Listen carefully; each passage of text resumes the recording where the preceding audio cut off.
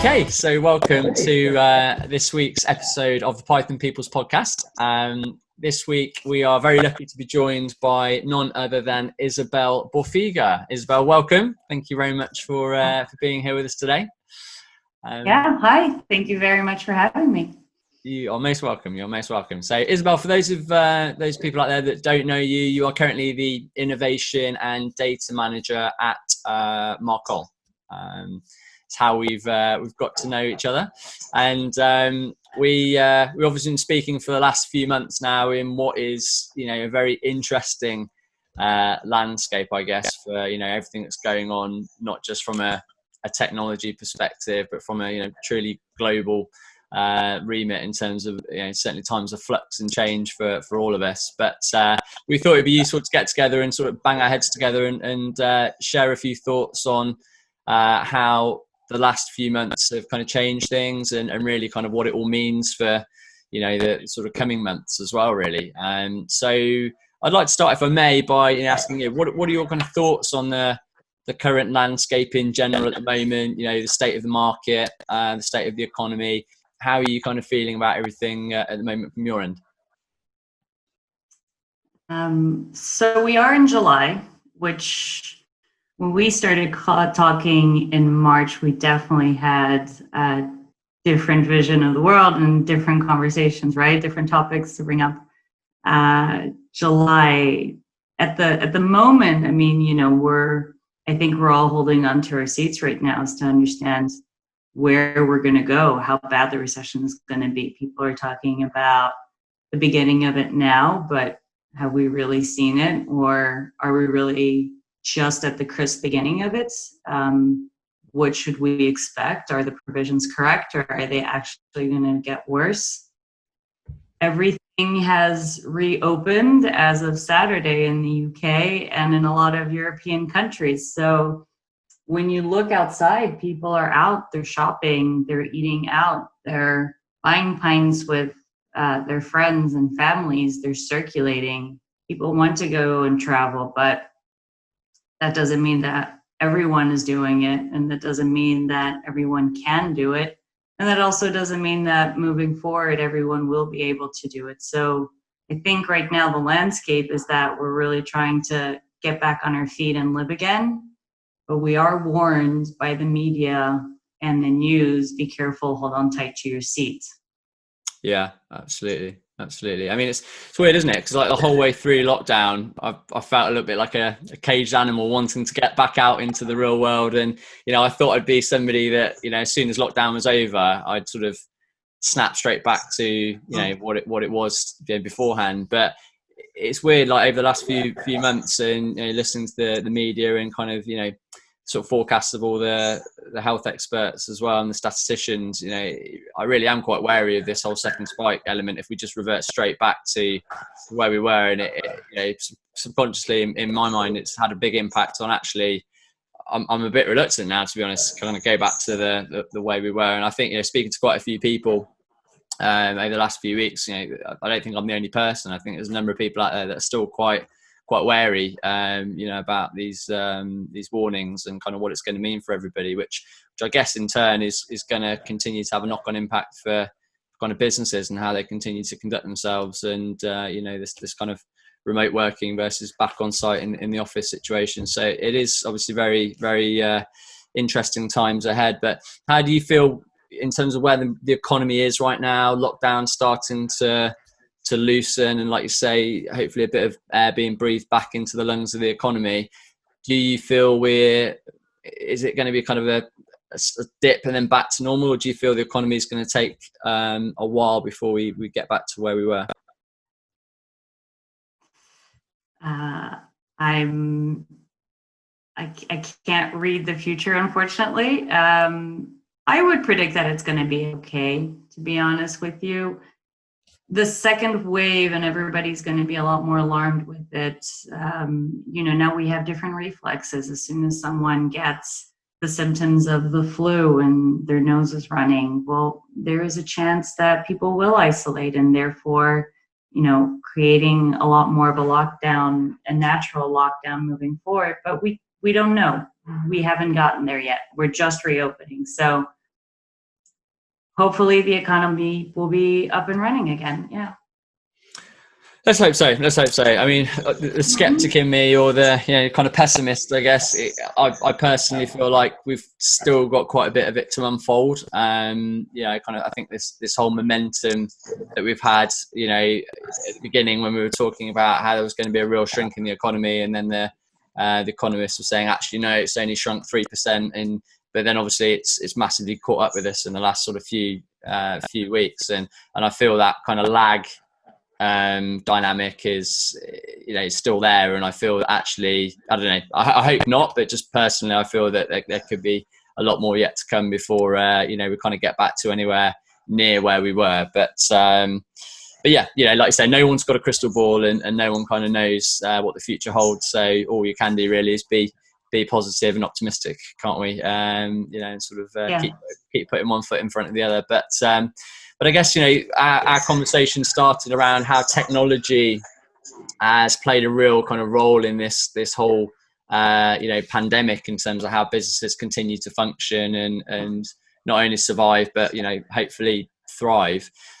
So from what you've seen so far, how has technology had to transform, kind of since this whole unfortunate situation has come upon us and the pandemic has hit? How's technology kind of changed from what you've seen so far? Well, technology has always been a part of our world, right? Whether we use our laptops on a daily basis, or we use our smartphones on a daily basis, or every company is actually trying to go online with either an application or a website. It's transformed in the fact that now everyone has become a lot more dependent on them, whereas before people used them more as a tool, as a means, and always knew that they were available. Another good example is that when all the companies went home and workers went home, it became apparent that servers needed more space and they needed to become faster, and the security needed to be enhanced because you didn't want any breach, right, from the outside world or on a regular Wi-Fi. People started Zooming instead of using Skype. People started using their smartphones a lot more and going everywhere with them because they just could be accessible at any time, right? So has it transformed 100% right now? Not necessarily, but it's just becoming everyone's essential tool more than anything else. A lot of companies have probably shifted online, and a lot of companies and a lot of models are probably shifting online to help other people stay home. I'll give you an example, which is the exams, the online exams, the graduate resources are offering for every student to take their exam online as opposed to going into a test center. So how has technology transformed since the pandemic hit? It has always become an option. It has always been an option, for those resources to avoid students going to test centers and taking their exams online. However, now it's become mandatory. And while the technology is available, it doesn't always work, but that's another story, right? And where we're really seeing the transformation too is that people are relying on the IT guy a lot more now. Everyone was always sort of leaving them in the back office, but now everybody needs to make sure that the internet is up to speed, and everybody needs to make sure that there are enough gigs, and everybody needs to make sure that the servers are working. And so, to that, I think there should be a really high recognition to those who have made the technology available and really help keep it, let's say, relevant during this whole pandemic. Yeah, absolutely. I mean, it's been a horrendous situation for so many reasons, but it has, I think, in many ways really forced a lot of businesses to go through a huge amount of digital transformation, not only from kind of an infrastructure and hardware perspective, but just in terms of their general, I suppose, approach to tech and their kind of awareness of it, and their sort of strategy moving forward, specifically around the data side, which we've spoken about, and no doubt we'll sort of go on to speak about. But it's amazing actually how it's taken a situation like this to really kind of bring to the front and center how pivotal technology is to businesses now. Not only to survive but to thrive. So yeah, okay, cool. So you mentioned kind of essential technology, and I think that's quite an interesting paradigm to discuss. Essential versus non-essential technology. What do you categorize within those two fields as essential versus non-essential for kind of where we are right now? Yeah. So essential is anything that allows us to work and live and survive in our very basic needs. So if you've reached out to any type, and obviously everyone is different, right? When it gets back to needs, but if you've reached out to something or your technology or whatever worked for you during the pandemic in order to keep moving, and that's what I consider essential. For me, it was my laptop and my cell phone, nothing more, right? And obviously my Wi-Fi and my printer, etc. But I didn't need any extra applications, nor did I need an extra monitor or extra, right? And that's different for everybody else. Now, the non-essential is anyone who's any type of technology that I qualify as going into the matrix. So it's cool, it's fun, it's tech, but you don't really need it, right? So do we really, moving forward, need to invest and continue thinking about those matrix-like technologies? What is really the groundbreaking moving forward to help everyone live in a moment of fear, right? If we all need to lock down, are we really all going to revert to something that is so progressive that we might actually, will it become essential? Perhaps. One more time, I don't have a crystal ball on that, but how can it help? How can it help people be comfortable in their home and actually feel okay, right? I'll give you another example. Maybe this one will be a lot more concrete. Anyone who was asked to work from home, worked from home. Anyone who was required to go in, had to go in. Okay, we all lived that scenario. But really, when we're asking people in the essential workers to go in on low minimum wages, how can we offer them technology so that it can actually be better for them, right? How does that actually become essential? Is it a matter of supermarkets deploying better applications so that we can use our smartphones and we can actually just, scan the products as we're buying them so that we don't put the workers at risk? Is it a matter of deploying more self-checkout cash registers so that you put less people at risk? But at the same time, it's a matter of not breaking down jobs, right? If you add more self-checkout tills, then ultimately you end up having more people in order to put the products together and more people to have time to organize all around you, and therefore making everything widely more available and the essentials a lot more available to who needs them. That's what I consider being essential tech versus non-essential tech. Yeah. That's very interesting where we all kind of sit on that spectrum, isn't it? Because obviously, most important thing in times like this is the economy keeps spinning. People continue to stay in jobs, and there is this really kind of interesting kind of juxtaposition, I guess, with we need technology to keep those plates spinning, yet we as people, we're using the technology in many areas that ultimately are kind of making our life easier, but actually, like you said, potentially making the need for people redundant. Because there's lots of companies I'm speaking to at the moment that they've had some really tough decisions to make, in terms of how they can sort of lower their fixed costs and lower their overheads, and unfortunately had to put people on furlough scheme and make redundancies and that kind of thing, which is obviously a horrible situation I'm sure no company wants to be in.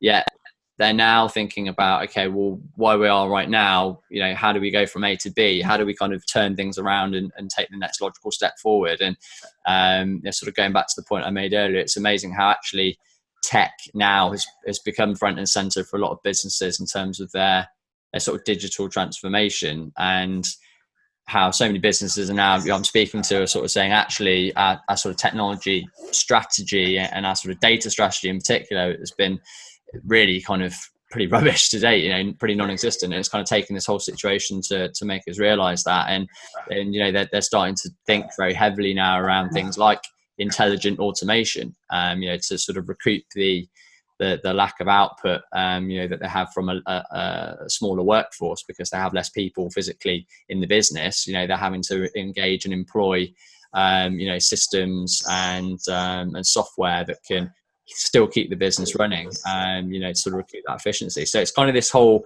sort of contradiction, I guess, isn't it, of using technology to keep businesses running, but in the same breath, it in certain instances it's being used to replace people. So what sort of role do you see? Where do you feel data and kind of data strategy? Where do you feel data sort of sits in this essential versus non-essential tech landscape, and what sort of role do you feel data is going to play in the road to recovery moving forward? Yeah, so data has been shaped in the last 10 years, let's say. Data is the sister of tech, walking hand in hand with tech, right? So for any software or hardware, where data is the underlying layer. That's how I always see it. Data is a matter of knowledge, and data is a matter of access, right? So data will always be in this tech landscape, because now a lot of people are looking to get as much information as possible. It's the race to, what can I do better? What can I know better? How do I get access to it faster and more accurately and cheaper too? Now, while the information is available, a lot of people, will want to promote it and will want to use a lot of technologies that are solely related to data. Will that change in a future tech landscape? I don't know. We've seen that change already happen in the last few years, because a lot of companies have heavily invested in data-specific technologies and realized that the use cases were not applicable to their businesses. Because, let's be real, not every business needs a full AI suite in order to work, right? And big operational companies have always worked very well, and data is a plus. So data will be essential if you need to know things faster and better. Data will be essential if you're capitalizing on artificial intelligence in any way, shape, or form, whatever that artificial intelligence may be. And data will be essential moving forward in order to promote different types of technologies, notably those around AI, right? Maybe it's just a matter of giving a green tick for people to be able to go through, and we know that it's a safe way. But that's a data usage, right, in the tech world. So it will, I do believe it'll be essential. And to the same point that I had earlier, I do believe that there will be some matrix-like data offerings, but maybe those will become a lot more prominent, right? Some labs are talking about swallowing a camera to see how your clinical trial is going in your body. Is it relevant? Maybe it will become, because all of a sudden health tech has actually taken a much more prevalent picture in a much more prevalent space since this whole pandemic started. So yeah, I guess we'll definitely have to work together. Yeah, absolutely. I think it's really interesting, actually, kind of where data is coming out in this whole, essential versus non-essential matrix, like you said, because I think in lots of businesses, the data science field, or in lots of teams, it's, you know, this kind of nice, shiny, oh, let's do something in data science because it's a new kid on the block. It sounds quite sexy, and you know, it's always seen as the, I guess like the innovation part of technology to have a data science team. But it's amazing how, you know, situations like this, as I mentioned before, really do bring to the fore how important it is that businesses really understand exactly what is going on in their data, especially when they're thinking about, you know, making big decisions on how to, you know, be more cost conscious, or how to kind of lower their fixed costs and lower their overheads. Being able to make those really fully informed decisions are, in my opinion, now more essential than they've ever been before. You know, so certainly from the data analytics side and data visualization and all of that, you know, for a lot of businesses, it's becoming particularly vital and essential. But yeah, like you said, even the stuff that's always been the kind of nice, shiny, nice to have, the AI, automation, machine learning stuff, you know, that now I think it is becoming more and more important for lots of businesses. So yeah, I do really think that data has been put under the microscope quite a lot throughout this transition, in a good and positive way, I think, for the kind of data industry, for just what it actually can do for people. And it's amazing. I was speaking to a guy quite recently who was working on an algorithm to predict sort of faults with early predictions with faults with engines on aeroplanes. And he was in talks with a healthcare company about how he could use the basis of a lot of that algorithm for prediction with disease. So totally turning the algorithm right on its head and looking at something within the healthcare sector. So kind of when you said that, you know, we've all got to come together and you know, sort of group together, I'm amazed actually at how data has played a huge part in this whole pandemic of keeping people safe and keeping people healthy. You know, it genuinely has been saving lives in certain instances. And I know we've had obviously lots of problems with this whole test and trace scenario in the UK, obviously with being a total flop. But in other areas, you know, data has really been coming through and a key way of keeping people safe and healthy, and that in itself is just an amazing thing. So yeah, very interesting times, I think, for anybody in the world of data. But so how do you feel, you know, the world is going to be on the other side of this? You know, what sort of fundamental changes do you think are going to have taken place in both business and society? And you know, what good do you think potentially can come of this pretty horrendous situation that we've all been living through? I'll start with the answer of good. I definitely think that because we've all been isolated, I mean, for those who have been, you know, isolated and lucky enough to be isolated, I think a sense of community is definitely starting to shake back, and everyone is willing to come back together and really be able to rebuild the community. You know, it'll take reinvesting into your local coffee shop, for instance, because that's your little guilty pleasure and you've decided that you really don't want to see it go. So you want to keep your community alive and you're really going to do your part. A lot of people have said, I've definitely become more present. And so maybe that'll be something that a lot of people will take coming out of this pandemic, of just being able to stop and be a lot more present.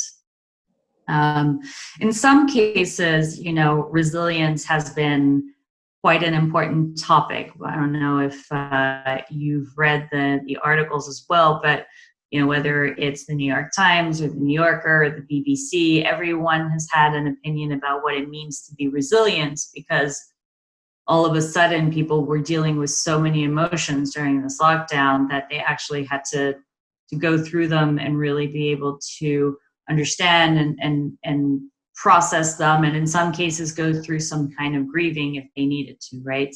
And maybe people will become a lot more resilient. Maybe this will make it a stronger community, or a stronger person within their stronger community, because ultimately now everybody understands that they have a role to play in order to keep one another safe. your nose is running, don't go outside. If you see someone coughing, don't approach them. Keep our NHS safe, keep our supermarket workers safe, keep our colleagues safe, keep our families safe, keep each other safe. And I think that that's really moving forward, definitely something that's going to come positive out of it. And there are some aspects that people are wanting to look at a lot more, notably in the tech and in the data field, because there has been a sort of a reverse on the climate. A lot of people are now thinking, okay, well, do we have enough information, and has data and tech actually been strong enough and have an important role to be able to show whether or not this green revolution is going to be sustained or not? That was one of the positive effects that we had during this lockdown, was that they had seen that the levels of CO2 were actually down. Well, we've measured that, so we have the information. Is the data still going to be available, and can we actually use it to show what we need to do in order to move forward to keep it at that rate? Same with our community needs. Is there going to be some sort of measure that we can actually proactively go back and rebuild and help each other out, right, to rebuild this community? And I'll add another point: tech and data notably. Data is all about knowledge, and data is a bunch of information that's either structured or unstructured. In a lot of cases, it's a matter of just sitting down and reading the information that's available. Basic reading, right? So now there's also a question of, will there be a lot more technology literacy, digital literacy coming out of this? Will people choose to actually sit down and read information in one field, or sit down and read information in another technical and digital field in order to become a lot more literate and maybe be part of this tech revolution or this tech community in order to build the essential and to rebuild for a better community? Are we actually going to see a lot more people want to specialize in tech? Or maybe the reverse, or people are going to say, okay, well, no, I actually prefer gardening. It's become a lot more soothing to me, and I prefer to go to a simpler life. That's possible. And so moving forward, maybe literacy will have to, or will become something different, so that we can all work together and all build a bridge to continue. Yeah, absolutely. I think really, really good points there.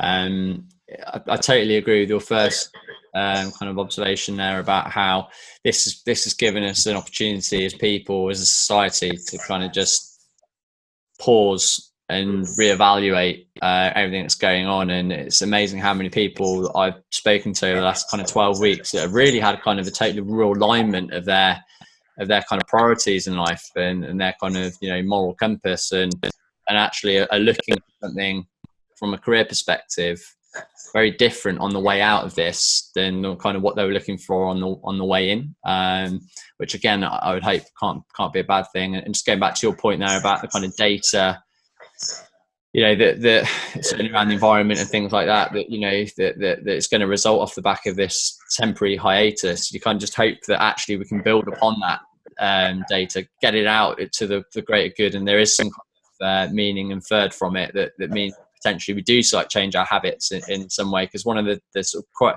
biggest crying shames I think that can happen is all the airlines start firing back up again, everybody starts traveling again. It's like, I just remember that thing coronavirus a while ago, and then it's just straight back to where we were, and there is no lesson learnt from that perspective. So I think, like you say, getting data out there, getting the knowledge out there to people sooner rather than later whilst we can, I think is absolutely key.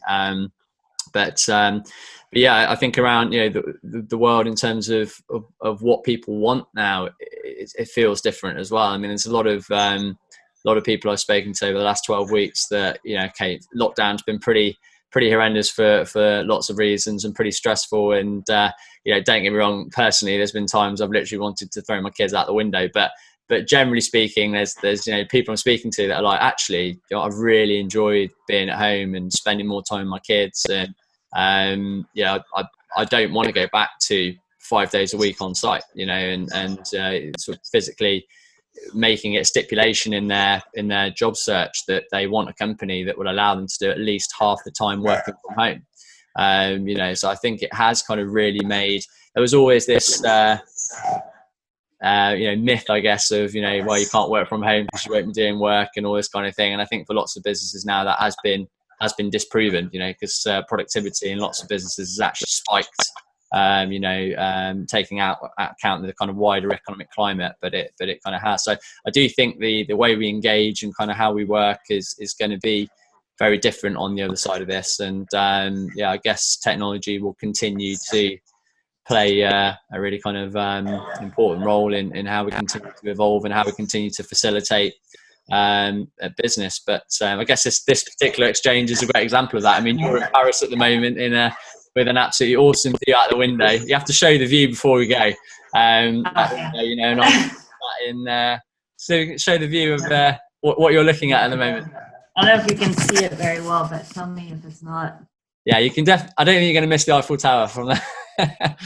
Yeah, we can't see it at the moment, but there you go. Yeah, but this you know, what's that? Did you see it when I showed it to you? Yes, I did. Yeah, you could see it definitely. Okay. You couldn't miss it. But yeah, Vegas, I swear. But that, it kind of highlights the point of, you know, would we be doing this kind of, you know, exchange, you in Paris, me sat in Kent, you know, having a conversation, if this whole situation hadn't happened the way it's happened. But, you know, obviously I'm really grateful it's happened to the degree we've been able to get together and have this conversation. But, you know, technology has brought us that much closer together. So yeah, I think it's a very, very interesting time that we're living through, and hopefully, fingers crossed, I really do pray we're kind of out on the we're getting out to the other side of it now, and we do just end up being in a more positive place on all fronts moving forward. But is there anything else you would want to add, maybe, or any kind of takeaway thoughts that you'd like to end on from anything that we discussed today? No, always the same thing. Thank you to the IT guys who made this happen, and thanks to the essential workers as always.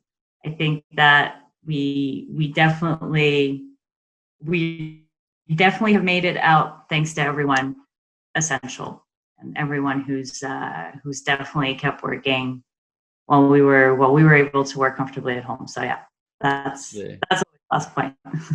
Absolutely, yeah, totally agree. Thank you to everybody that's not had the opportunity to work from home and has had to go out there in the conditions, adverse conditions, and show that level of bravery. So yeah, I totally concur with that.